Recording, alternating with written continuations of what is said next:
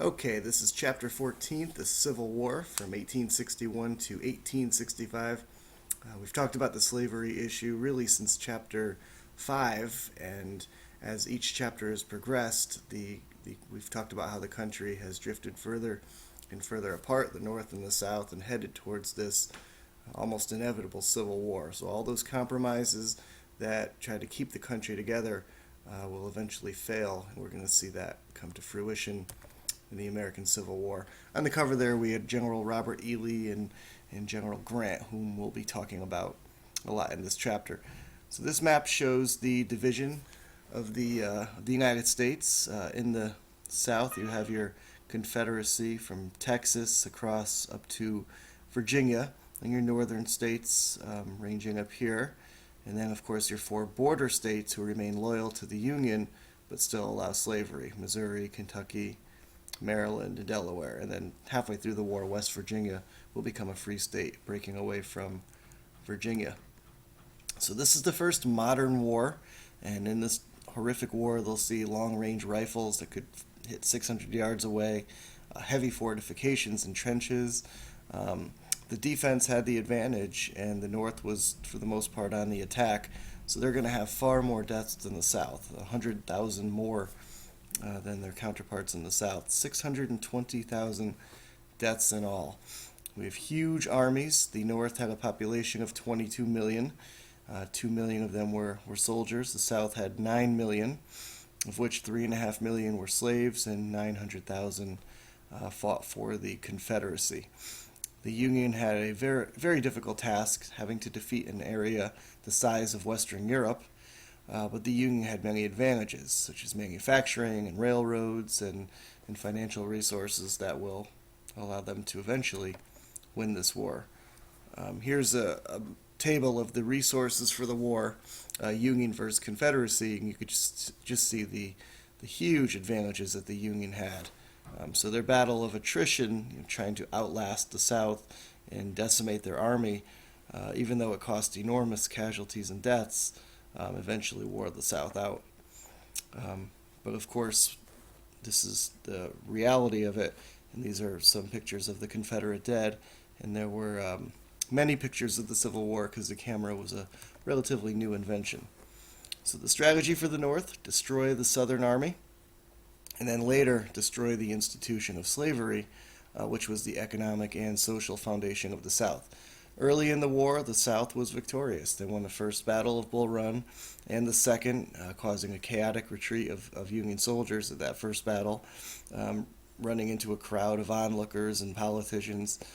General McClellan will become the commander of the Union Army, and he was a reluctant commander, oftentimes having a huge superior advantage, but not wanting to attack the South and engage them.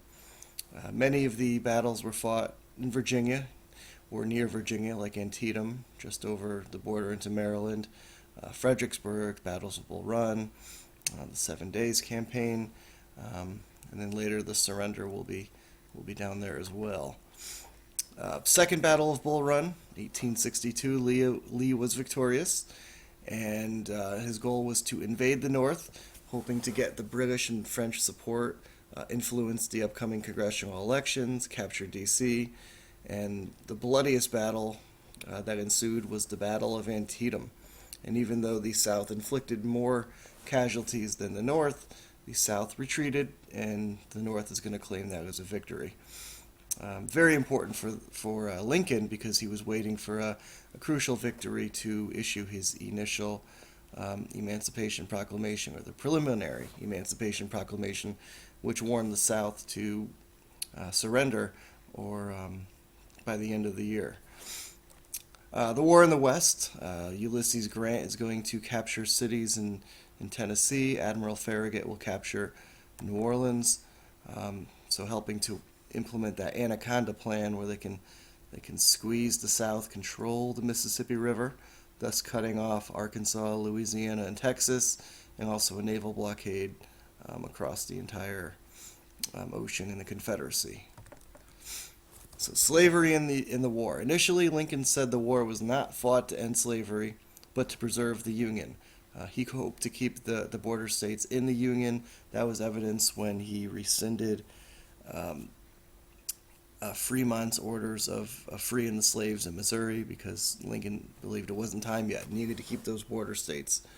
Um, but slavery will be unraveling. Union commanders are going to treat escaped slaves as contraband of war, policy started by Benjamin Butler, which is going to cripple many plantations as slaves will make a beeline to those Union armies. Lincoln's going to delayed his intention to free the slaves until the Union victory, like I said previously, with Antietam.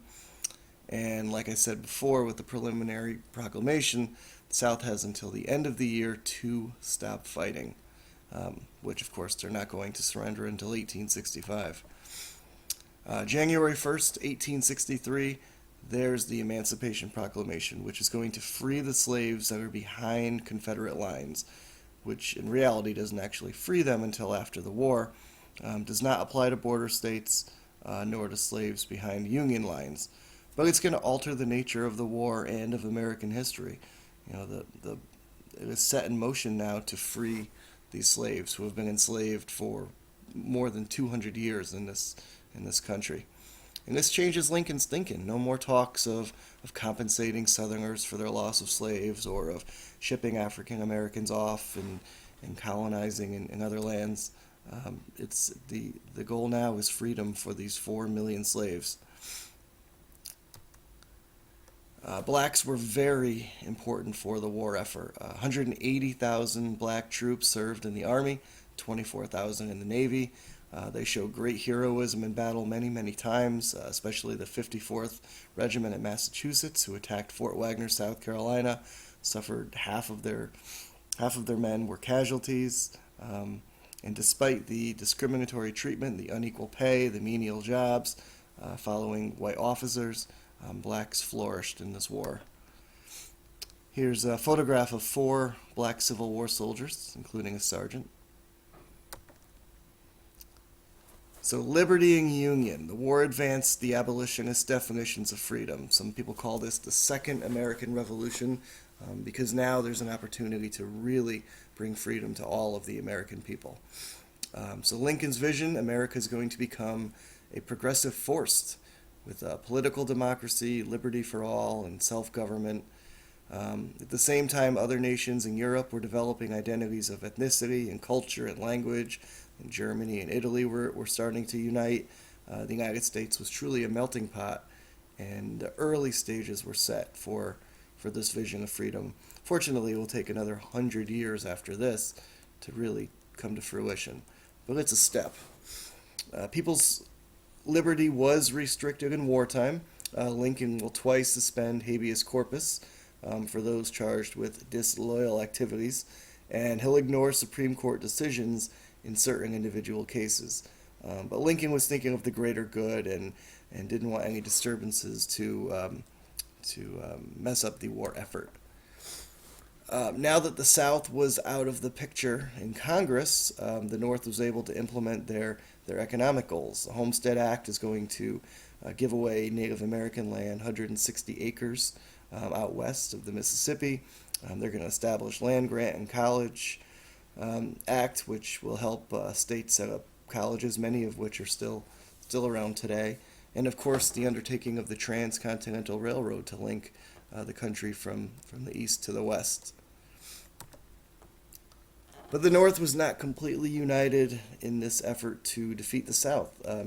Republicans that opposed the war were known as Copperheads, and states that had large southern-born populations that opposed the war, Ohio, Indiana, Illinois, states close to the South are going to see a lot of that. And there was a lot of backlash against blacks. There was rioting in New York City in July of 1863. Irish immigrants took it out on blacks, blamed them for the war. The Confederate nation leader was Jefferson Davis, the president of the Confederacy, and he was not a strong leader, never effectively utilized their cotton resource to bring in Europeans to help with the effort. Not all Southerners supported the war, much like Northerners.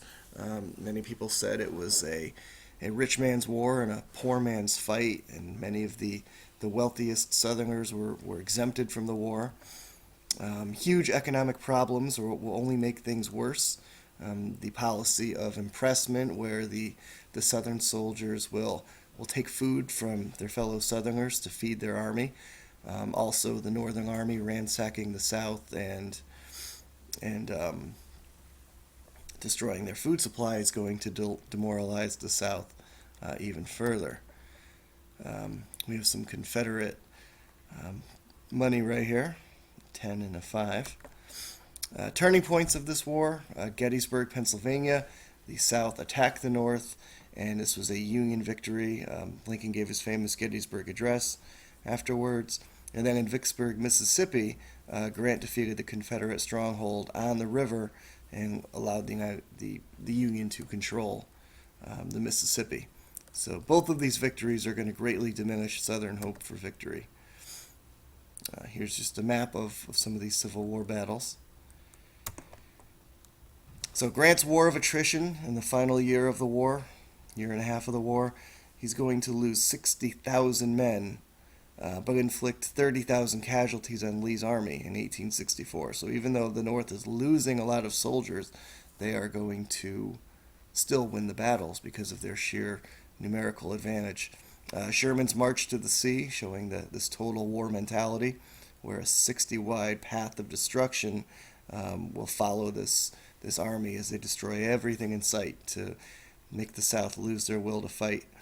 Lincoln's re-election shortly after this guaranteed the war would continue until the Confederacy was crushed. So Sherman's march to the sea, here's Atlanta, Georgia, marched all the way here.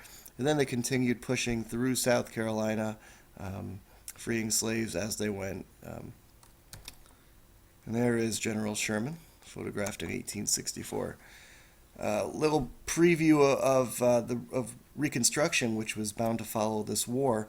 The Sea Island experiment. 10,000 slaves were left behind when the Southerners ran away when the Union Army arrived, and they're going to experiment with what to do after the war. Slaves were given land, and they were freed, obviously, and paid wages, and given better food, and improved their conditions, and it was a glimpse of the hopes for the future.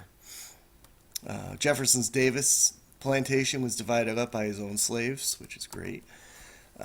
Lincoln's plan was known as the 10% plan, where if 10% of the 1860 voters pledged their loyalty to the Union and supported emancipation, well, then they could elect a new state government and come back to the Union. There was no role for freed blacks.